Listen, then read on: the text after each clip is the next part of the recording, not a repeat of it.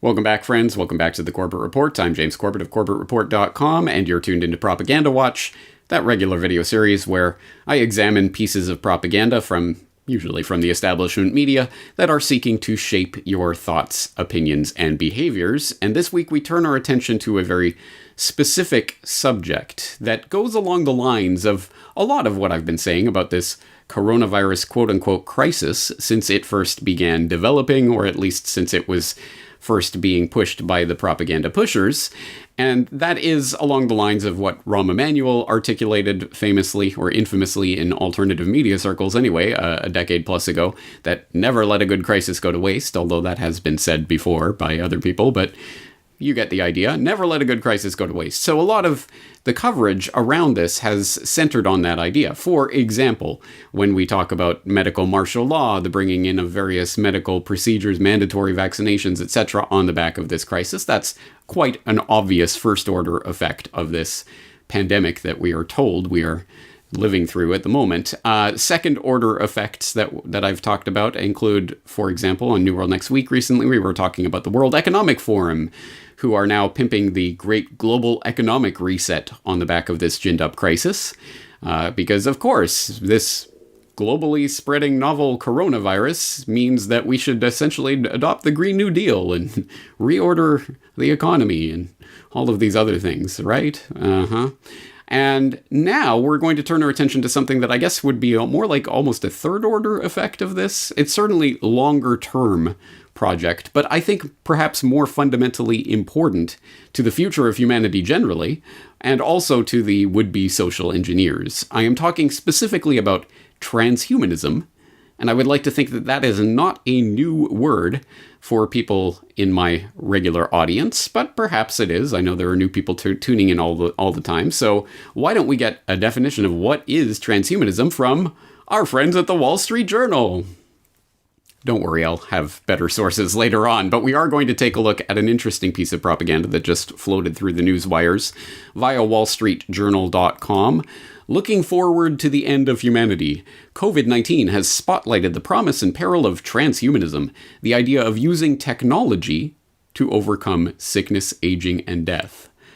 So there in that subheadline, we get a definition of transhumanism, the idea of using technology to overcome sickness, aging, and death. Well, I can get on board with that. That sounds all right. After all, all of medical science is about applying technologies to try to help heal the human body, and we all use technologies of various sorts to upgrade our bodies already. I wear glasses, people have braces. We use various types of technology. They've been used for centuries to try to upgrade our human experience. Why not take that into the 21st century? Well, let's see what the Wall Street Journal and Adam Kirsch have to write about this. Quote, "It sounds bitterly ironic now, in the midst of a global pandemic, but not long ago, some of the most forward-looking people in the world believed that humanity was close to abolishing death. If you ask me today, is it possible to live to be 500? The answer is yes," said Bill Maris, the founder of Google Ventures, in 2015. 3 years later, biomedical researcher Aubrey de Grey estimated that people in middle age now have a fair chance of never dying. Eternal life through advanced technology seems like a pipe dream for a society that, until recently, had trouble manufacturing enough masks to save doctors' and nurses' lives. Yet COVID-19 may turn out to be just the kind of crisis needed to turbocharge efforts to create what its advocates call a transhuman future. With our biological fragility more obvious than ever, many people will be ready to embrace the message of the Transhumanist Declaration, an 8-point program first issued in 1998. We envision the possibility of broadening human potential by overcoming aging, cognitive shortcomings, involuntary suffering, and our confinement to planet Earth. Transhumanists, many of them associated with nonprofits and think tanks like Humanity Plus and the Extra P Institute, have long been driven by the fear that our entire species could be wiped out by nuclear war, asteroid collision, technological accident, or a pandemic. In March, as the coronavirus was spreading around the world, the science writer Tom Chivers observed that it proves the need for technological protection against such existential threats. Humans could be around for 1 billion years or more if we don't screw it up.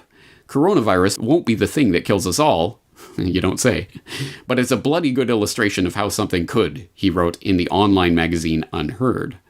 People have always feared death and dreamed of escaping it, But until now, that hope has been formulated in religious terms.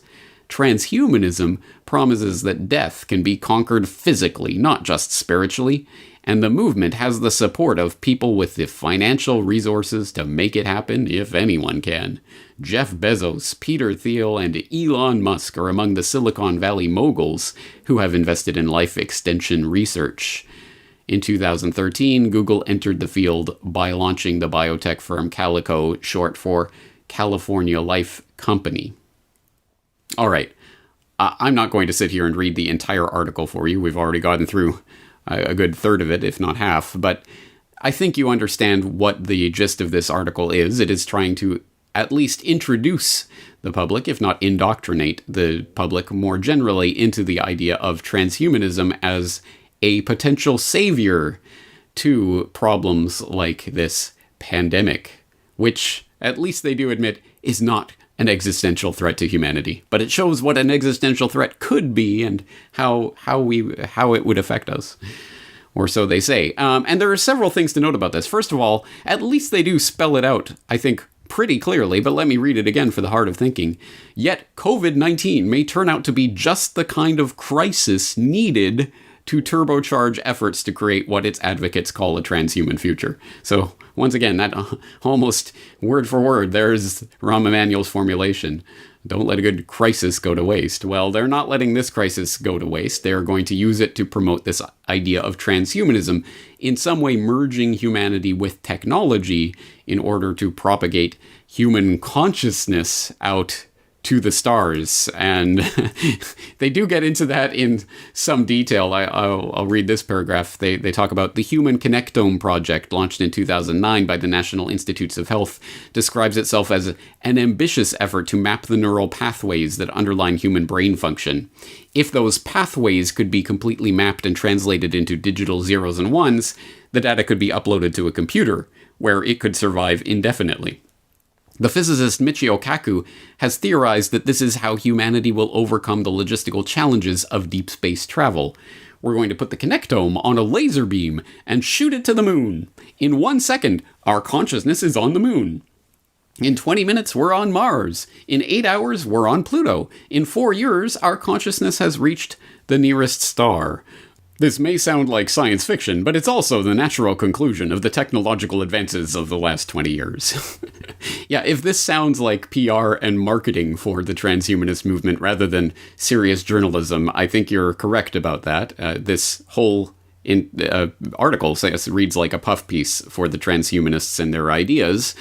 But it does say some interesting things about this idea and how they are coming to push it at this moment of crisis, along with all of the other agenda items. And this may not be Agenda 2030, maybe this is Agenda 2040, 2050, 2100, the longer-term vision for where they want to take not just our current economy or the current state of our legal institutions or what have you, but literally the future of the human species, with these ideas of, well, we're just going to convert your consciousness to zeros and ones, and then we can beam it around the universe or put it into a telepresence robot or any number of other things. We can clone you, and your clone will be able to carry on your consciousness, because it will be you, because you are reducible to zeros and ones, and we can just reproduce that. We can bioprint it with the 3D printers of the future. Or so they want you to believe, and they do desperately want you to believe this. I will put some of their own words in the show notes here. If you want to read that aforementioned transhumanist declaration, you can find it on the Humanity Plus website at humanityplus.org. I'll throw in the link.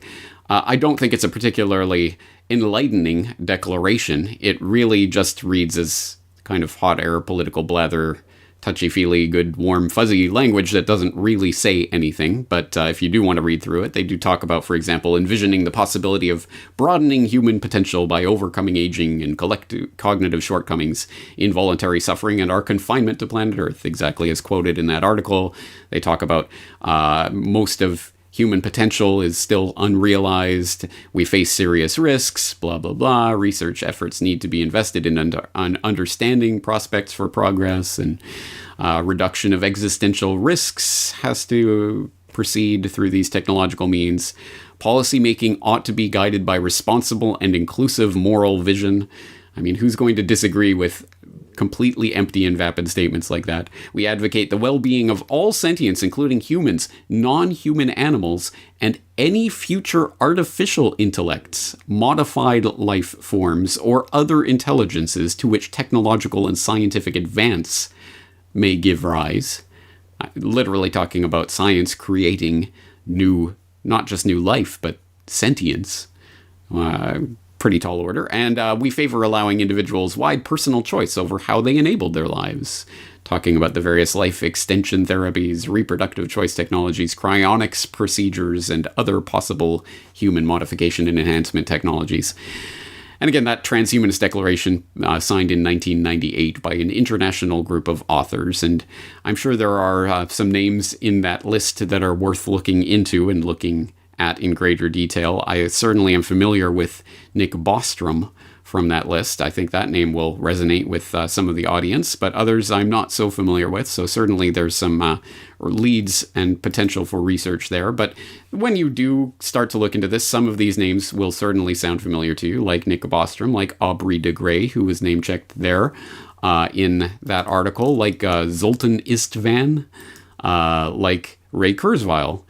People like this who have been talking about the singularity, talking about merging consciousness with machines, talking about being able to basically digitize your consciousness and create a digital you, and you can live forever. Once again, for people who are really just dipping their toes into this, let me humbly suggest my own introduction to the idea of transhumanism, which I proposed in 2008.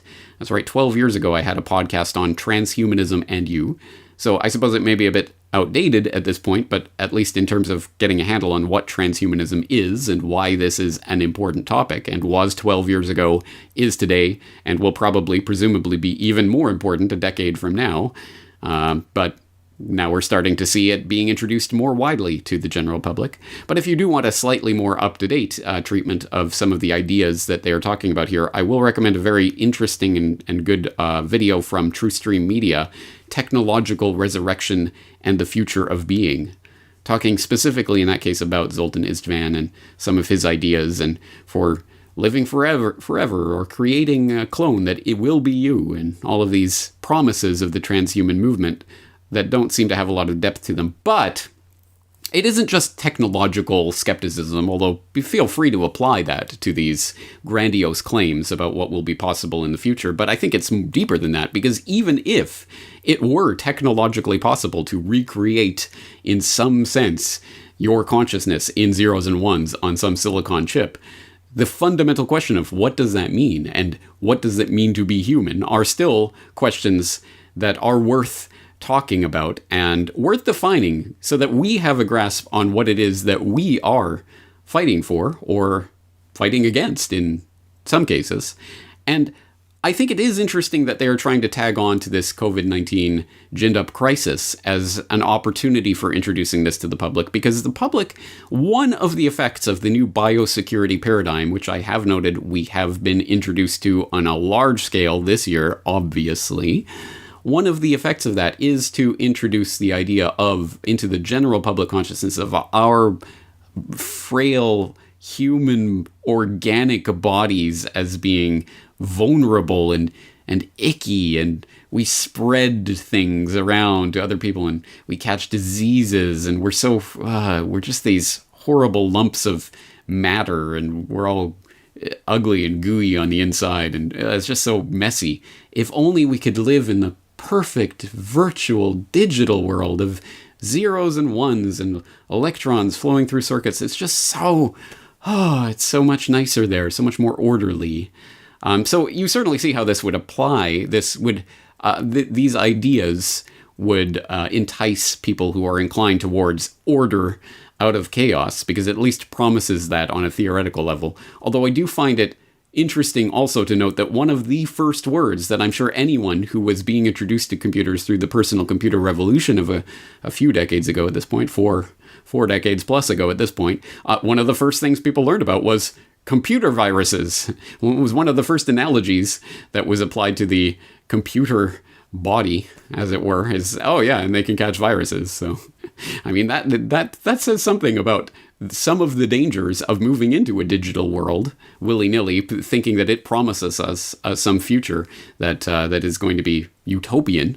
Well, there are such things as computer viruses. There are even such things as hackers who can take over and control a system. What would happen if your consciousness was purely digital and was hacked into and was taken over?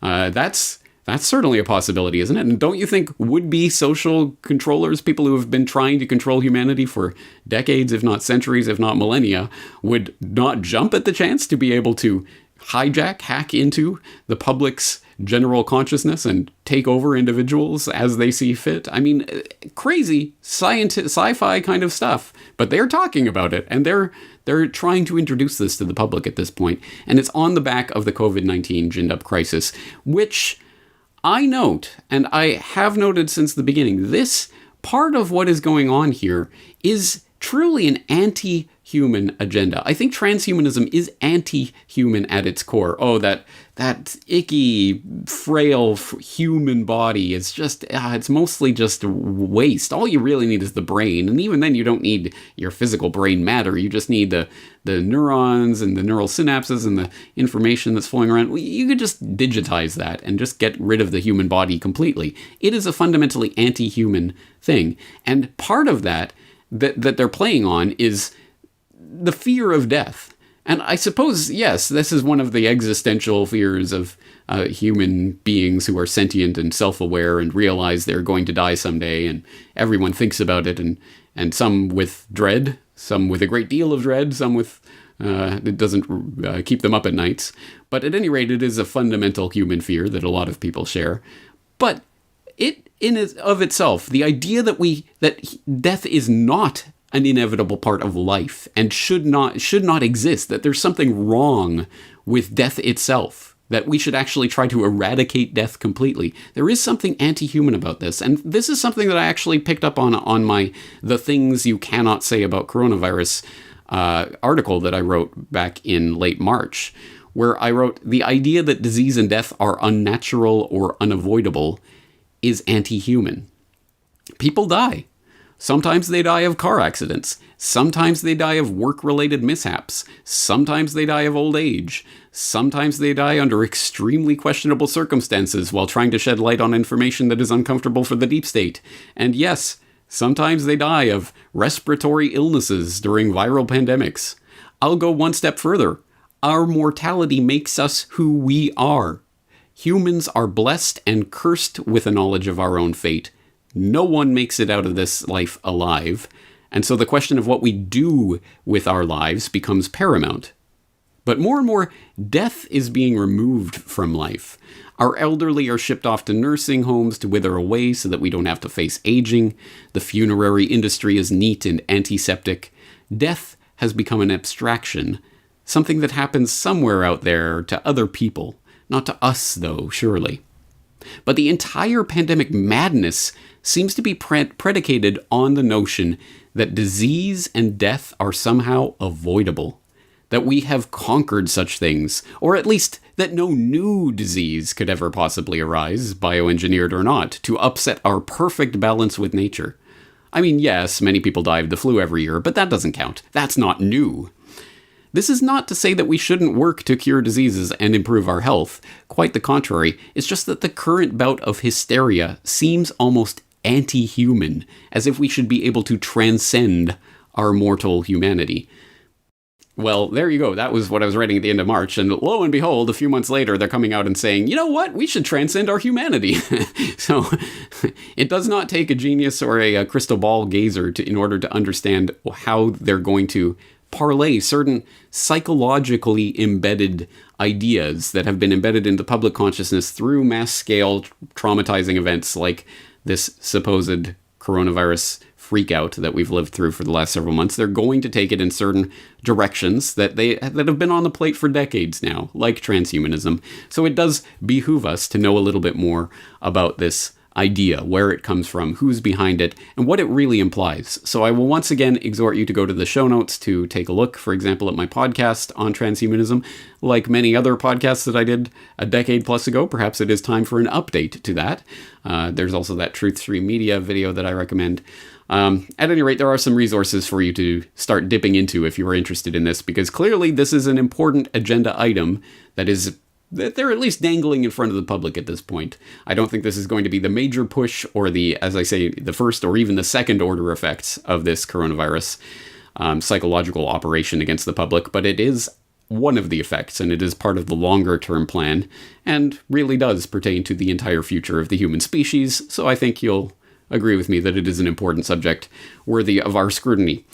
On that note, that's going to do it for today. Thank you for joining me, James Corbett, CorbettReport.com.